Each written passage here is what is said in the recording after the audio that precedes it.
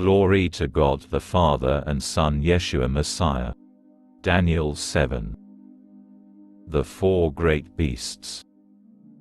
In the first year of Belshazzar king of Babel, Daniel had a dream and visions in his head. As he was lying on his bed, he wrote the dream down, and this is his account. I had a vision at night. I saw there before me the four winds of the sky breaking out over the great sea. And four huge animals came up out of the sea, each different from the others. The first was like a lion, but it had eagle's wings. As I watched, its wings were plucked off, and it was lifted off the earth and made to stand on 2 feet like a man, and a human heart was given to it. Then there was another animal, a second one, like a bear. It raised itself up on one side, and it had 3 ribs in its mouth between its teeth. It was told, "Get up, and gorge yourself with flesh."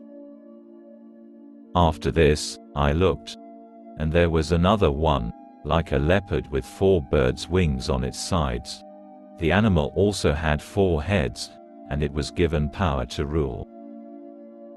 After this, I looked in the night visions, and there before me was a 4th animal, dreadful, horrible, extremely strong, and with great iron teeth. It devoured, crushed and stamped its feet on what was left. It was different from all the animals that had gone before it, and it had 10 horns. While I was considering the horns, another horn sprang up among them, a little one, before which 3 of the first horns were plucked up by the roots. In this horn were eyes like human eyes and a mouth speaking arrogantly. Ancient of Days. As I watched, thrones were set in place, and the Ancient One took his seat. His clothing was white as snow, the hair on his head was like pure wool. His throne was fiery flames, with wheels of burning fire. A stream of fire flowed from his presence. Thousands and thousands ministered to him, millions and millions stood before him. Then the court was convened, and the books were opened. I kept watching. Then, because of the arrogant words which the horn was speaking, I watched as the animal was killed. Its body was destroyed, and it was given over to be burned up completely. As for the other animals, their rulership was taken away, but their lives were prolonged for a time and a season. I kept watching the night visions, when I saw, coming with the clouds of heaven, someone like a son of man. He approached the Ancient One and was led into his presence. To him was given rulership, glory and a kingdom, so that all peoples, nations and languages should serve him.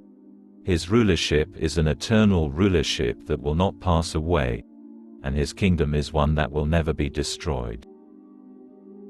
Interpretation: 4 great beasts. As for me, Daniel, my spirit deep within me was troubled. The visions in my head frightened me. I approached one of those standing by and asked him what all this really meant. He said that he would make me understand how to interpret these things. These 4 huge animals are 4 kingdoms that will arise on earth.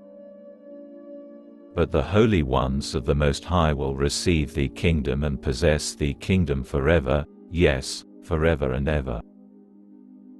Then I wanted to know what the 4th beast meant, the one that was different from all the others, so very terrifying, with iron teeth and bronze nails, which devoured, crushed and stamped its feet on what was left.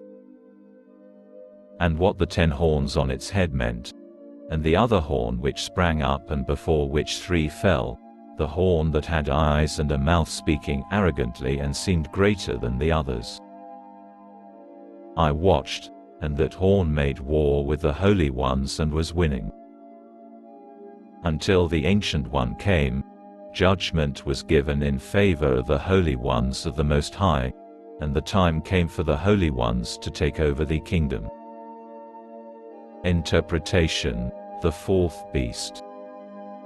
This is what he said: "The fourth animal will be a fourth kingdom on earth. It will be different from the other kingdoms. It will devour the whole earth, trample it down and crush it. As for the 10 horns, out of this kingdom 10 kings will arise, and yet another will arise after them. Now he will be different from the earlier ones, and he will put down 3 kings. He will speak words against the Most High and try to exhaust the holy ones of the Most High. He will attempt to alter the seasons and the law, and the holy ones will be handed over to him for a time, times and half a time. But when the court goes into session, he will be stripped of his rulership, which will be consumed and completely destroyed. Then the kingdom, the rulership and the greatness of the kingdoms under the whole heaven will be given to the holy people of the Most High. Their kingdom is an everlasting kingdom, and all rulers will serve and obey them." This is the end of the account. As for me, Daniel, my thoughts frightened me so much that I turned pale, but I kept the matter to myself.